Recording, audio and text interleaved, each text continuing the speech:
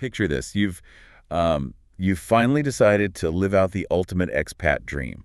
You pack your bags, you head down to a sun-drenched beach in Baja, California. Specifically, the stunning Bahia de la Ventana. Right, exactly.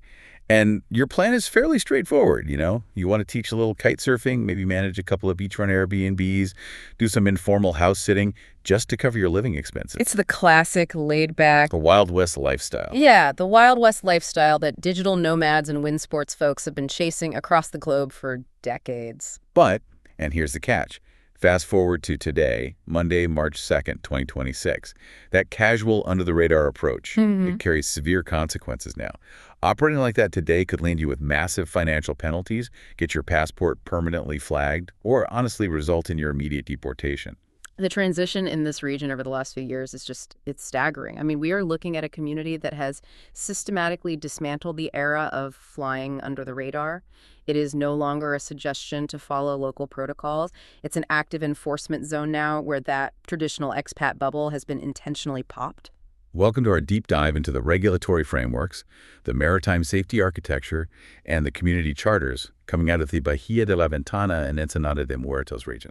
We've got a fascinating stack of 2026 regulatory briefings and safety manuals to go through today. We really do. And our mission for this deep dive is to unpack exactly how this world-renowned kitesurfing paradise executed a total, uncompromising transition into a highly regulated biological protectorate. We're going to explore what this new era of enforcement means for the locals, the tourists, and, the global digital nomads who are trying to navigate a landscape that has fundamentally changed. What makes this entire situation such a compelling case study is that it is not a top-down story about federal bureaucracy just stifling local enterprise. It's actually the exact opposite. Right. We are seeing local ejidos, the communal landholders of the region, utilizing heavy constitutional law to reclaim their absolute sovereignty. They are essentially building a legal and technological fortress to protect a fragile, highly unique ecosystem from predatory real estate development and unregulated mass tourism. It's a masterclass in grassroots legal strategy. So whether you are planning a vacation down the Baja Peninsula, trying to run a cross-border enterprise, or you're just fascinated by the mechanics of communities fighting back against the negative impacts of global nomadism, there's a lot to take away from this. Okay, let's unpack this by starting with the historical foundation that makes this entire modern legal strategy possible. The anchor for all of this conservation effort lies with the ancient Paraku culture. Also known as the Ocean People. Yes, the Ocean People. And the history of the Paraku, specifically centered around the ancient Las Palmas burial complex, is critical here. It serves as the strategic leverage point for modern environmental defense. I mean, these were coastal hunter-gatherers who possessed an incredibly deep symbiotic relationship with the Sea of Cortez thousands of years ago. Their biological adaptations alone are fascinating. If you look at the ancient remains of the Paraku, they feature hyperdolichocephalic skulls. Which means the cranial structure was distinctly long and narrow. Right. And furthermore, their skeletal remains show widespread external auditory exostices, which are these bony growths that form inside the ear canal as a direct physiological response to a lifetime of intense, cold, deep-water diving. They were elite breath-hold divers. Their biology was literally forged by the marine environment they relied upon. Wow. And that intense connection to the landscape is exactly how ancient history is being deployed for modern conservation today. The coastal dunes throughout the Bahia de la Ventana region house what the local community calls the Cemetery of the Sea. Right, the sensitive archaeological zones. Exactly, specifically designated as sites BC 111 and BC 114. If a modern real estate developer comes in, buys a massive plot of beachfront land, and begins digging a foundation for a luxury resort, they are operating under extreme risk. Because of the remains. Because if their excavation uncovers secondary bundle burials, specifically Paraku remains, that have been painted with traditional red ochre, it acts as an immediate legal kill switch. And that kill switch mechanism is brilliant because it permanently halts any real estate development or ground disturbance on that specific site. It is an irrevocable, legally binding barrier against hyper-accelerated development. Yeah, the developers cannot simply pay a fine, relocate the remains, and continue pouring concrete. Right, they can't just buy their way out of it. No, the project is effectively dead in the water. which forces developers to completely rethink their approach to the region. The local ejidos, specifically Agua Amarga, Los Plaines, La Ventana, and El Sargento, they've organized to use Article 27 of the Mexican Constitution to demand what they term a social license to operate. Article 27. Yeah, it grants these communal landholders sovereign power over the management of their territory. So, a developer cannot just purchase a plot of land and impose their vision anymore. They must prove, with hard empirical data and community consensus, that their proposed project will provide a symbiotic benefit to the local ecosystem and economy for the next 100 years. A 100-year symbiotic benefit requirement is a massive hurdle. And they back it up with serious financial mandates, too. Developers are now required to post a 10-year resource management bond. Which is huge. It is. This bond is held in escrow, ensuring that if the project fails, goes bankrupt, or causes unforeseen ecological damage, the funds are already secured for complete environmental remediation. The community is entirely rejecting the old cut-and-run extractive models of tourism development. It creates a tremendous filter for who is actually allowed to operate in the region. And there's also a highly practical detail regarding identity and naming conventions. In 2026, the specific name you use to refer to the bay actually dictates your operational legitimacy in the eyes of the community. Yes, I wanted to bring this up. Years ago, a large corporate luxury resort project attempted to rebrand the southern portion of the bay. They tried changing the historically accurate name Ensenada de Muertos, which translates to Cove of the Dead, to a much more marketable Baja de los Sueños, or Bay of Dreams. Right. Classic developer rebrand. Exactly. Yeah. And the corporate project eventually failed, but the marketing name lingered among expats. Today, if a tour operator, a real estate agent, or a wind sports school uses Baja de los Sueños on their promotional materials, social media, or GPS geotags, it acts as an immediate red flag for government inspectors. It's a massive tell. It signals that the business is fundamentally disconnected from the actual culture and disrespects local sovereignty. Because if a business operator cannot even respect the geographical heritage of the land, the authorities operate under the assumption that they will not respect the labor and environmental laws either. And this demand for sovereignty over the land bleeds directly into how the local economy and the labor forces are actively managed today. Which brings us to the reality of the 2026 labor crackdown, where the traditional expat bubble officially bursts. For a long time, the digital nomad lifestyle relied on a shadow economy. An instructor might come down for the windy season, teach kite surfing for cash, and head back to the US or Europe without ever interacting with the Mexican tax system. But today, what's fascinating here is the level of digital surveillance. The Mexican Tax Authority, the SAT, has deployed artificial intelligence algorithms specifically designed to monitor cross-border digital transactions. AI tax algorithms. Yeah. They are continuously scanning apps like Zelle, Venmo, and PayPal, looking for consistent patterns of income that bypass the formal banking system. And that top-down digital surveillance is coupled with a highly effective, community-driven piece of technology called the SQL portal. SQL is essentially an anonymous whistleblowing database. It allows anyone in the community to report unregistered commercial activity. It's wild how integrated it is. It really is. The system processes those community tips and cross-references the targeted individuals or informal businesses directly with the SAT's tax algorithms. It creates a seamless, crowdsourced enforcement mechanism where the community polices its own economic borders. The primary target of this enforcement is the strict adherence to the 90-10 ratio mandated by federal labor law. Under this regulation, 90% of any company's workforce must be Mexican nationals.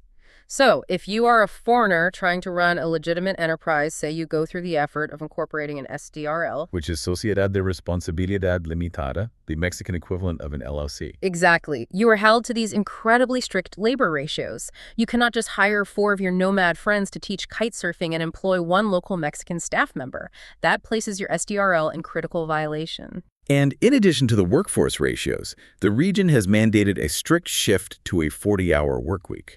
To prevent off-the-books exploitation, all businesses must utilize completely inalterable electronic time tracking logs.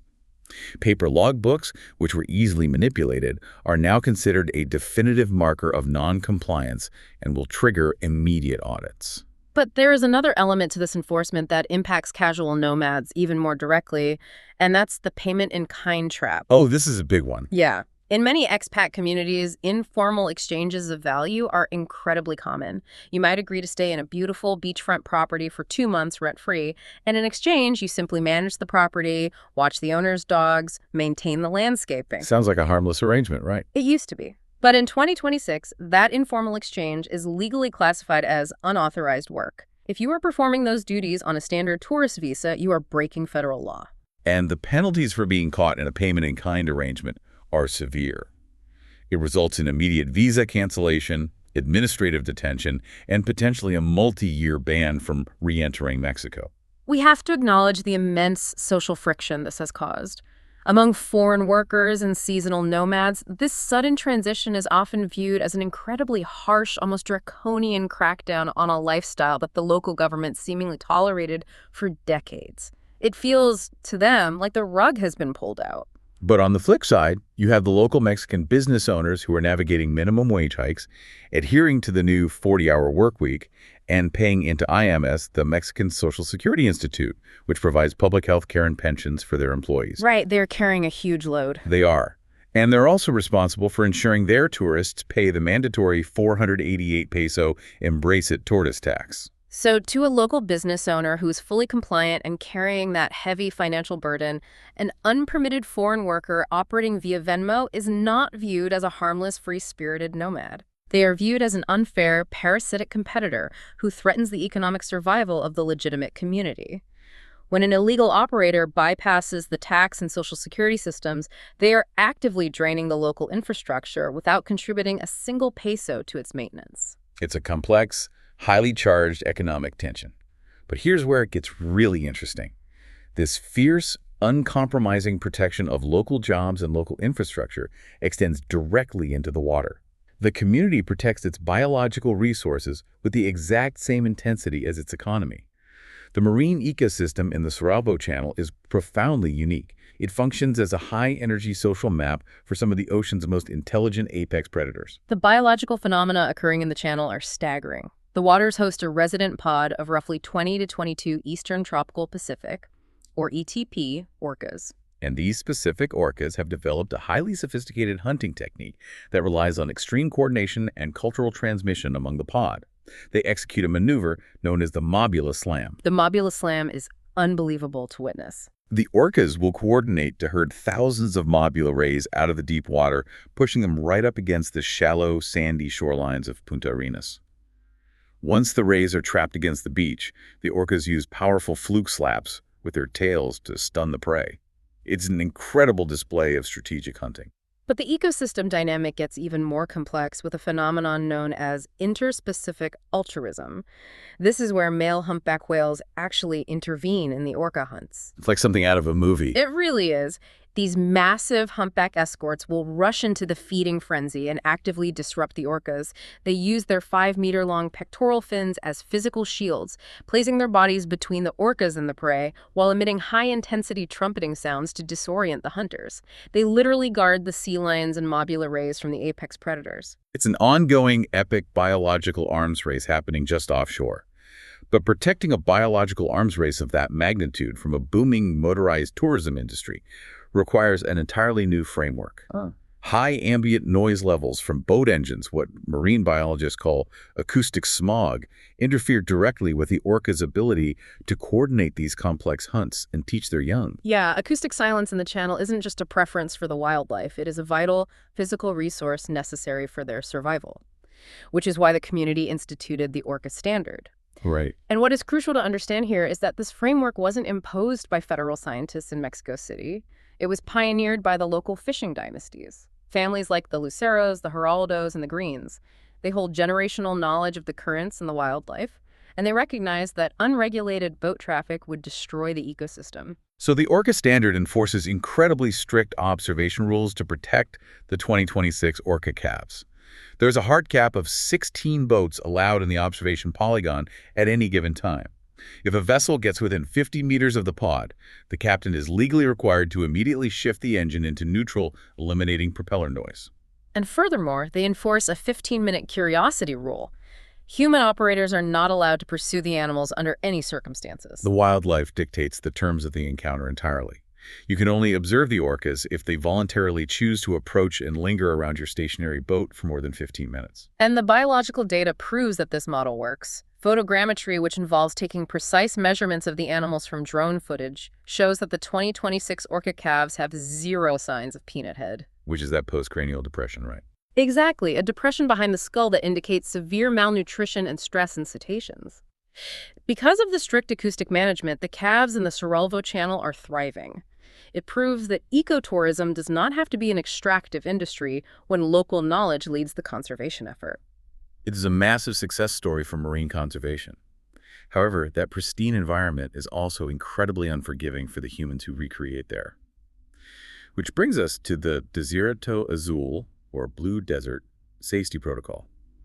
The implementation of this maritime safety architecture was driven by a very specific, highly preventable catalyst that occurred just a few weeks ago on February 21st, 2026. On that date, 4 kite-foiling sailors embarked on a long-distance crossing and simply failed to report their return.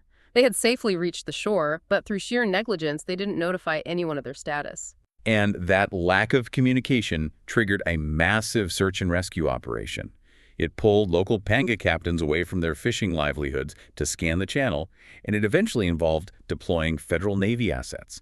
It was an incredibly expensive, highly dangerous, and completely unnecessary mobilization of resources. Right, because when a false alarm of that scale occurs, it drains the very resources the community relies upon for actual emergencies.